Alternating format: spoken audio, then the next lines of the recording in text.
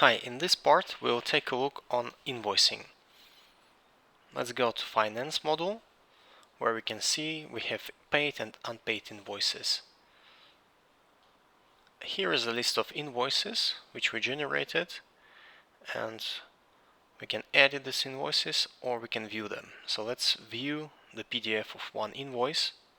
Let's click on it, select invoice template. So we can see that PDF has not been selected for this partner. Because we have several partners in the system, we have to choose and define for each partner in configuration, finance, template values. We have to define template values. Now my partner, there is a demo 2 where I put all the details for this particular partner. So let's call it demo 2 company, and I will choose the invoice PDF example, and I will just save all other PDFs, save it. Now I go back to my finance, to my list of invoices, and here I will choose the PDF, and it will show me the PDF with invoice.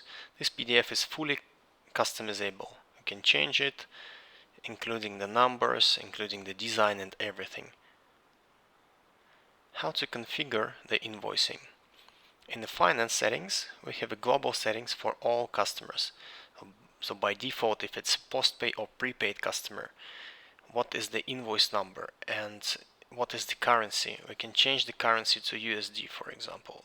We can set up where to show the currency sign, if it's before or after, with space or without space. What is the decimal separator? And in invoice settings, we can say if we want to make always invoices after to bill or after automatic charging for service. Here is the invoice number pattern.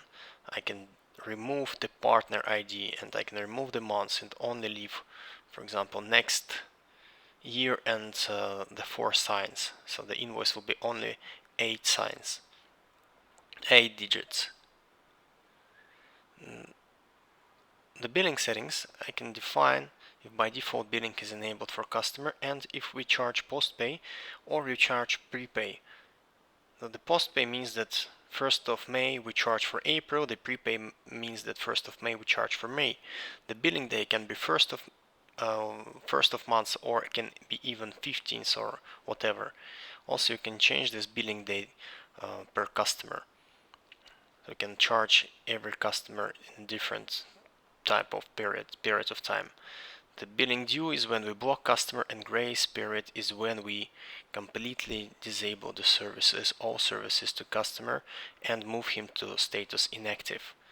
So here we say if customer is not paying us for 1 month, we simply completely disconnect him. What is the minimum balance when we start to block and disconnect customer? It will be -100, and we work with the deposit. These are basic settings. We have also request settings, which we will take a look on the next videos. And now when I go to customer, I can see that each customer has similar settings, but personal settings, just for him. The main settings are copied here, and each customer have these settings, the personal. We can choose the billing day per this particular customer, and it works exactly the same way as in the previous. We have billing address. By default, the address for invoice is taken from these fields. This is the address of connection, and also by default it's a billing address. But we can define the different billing address for customer than the connection. Also we have reminders. Means when to send the first email to customer with the invoice, when to send the reminders, and when to send the third reminder with disconnection message. When we click to bill, we generate the transaction. Also we can automatically generate the invoice. It depends on our settings. Now, this invoice is for a service of internet ADSL. Let's go back. Here is important is make invoice after to bill is enabled or not. If we click it now, it's not enabled, so it means that we will just create transaction and will not create invoice. Let's choose 1st December we'll make a prepay for 2 months for December and January for the price of 400. The transaction has been added, but you can see here make invoices after to bill is not enabled, so the invoice was not created automatically. We can create this invoice from transaction. Yes, there is no invoice for 400. Let's go back to transactions and click on add invoice from transaction. It will cover all non-uncovered transactions. In our case, it's only one transaction for that period of time. We go back to invoices and we see this invoice was generated.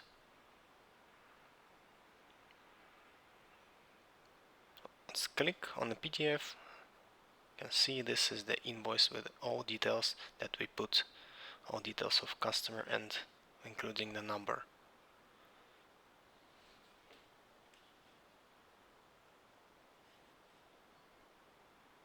We can edit the invoice or we can send it to customer. We can edit, change the price, automatically everything is changed on the invoice, but transaction was not affected. This is just an official document. We can send the invoice to customer. We just choose the email template and this email we send to customer, and we put the tab subject and click send, and if email server is configured on Splynx, it will send the email automatically to customer. The next step is to export the invoices. We have many invoices we need to print for our accountants, or we need to export it in CSV or in format for our accounting software. We use export feature for it. We can choose the period of time for invoices. Now we have 9 invoices here, and there is a different types of export. We can export it to external handlers like SAP or processing, or for bank or for accounting software. Or we can export it in, for example, I will show you how to export it in one PDF file. We choose one PDF file, click export. This is running on background, so even if I close the window, it will still run. Then I click download, and here is my list of all invoices. Now that's all from invoicing. Thank you for your time.